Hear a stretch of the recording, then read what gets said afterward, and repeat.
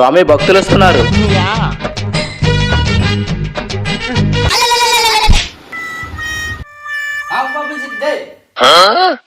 స్వామి నాదొక చిన్న సమస్య. ఆకు బాబాకి జై. ఆస్ట్రాలజీ, మైథాలజీ, జువాలజీ ఏదైనా ఆకే చెప్పేస్తా. అబ్బా ఇదేదో మందులాగే ఉంది. తీర్థం కావాలా నాయనా? చెప్పు నాయనా నీ సమస్య. స్వామి నాకు పెళ్ళవుద్దా స్వామి? ఓ దివ్యంగా అవుతుంది నాయన. మా భార్య ఒప్పుకుంటుందా స్వామి? మూర్ఖుడా,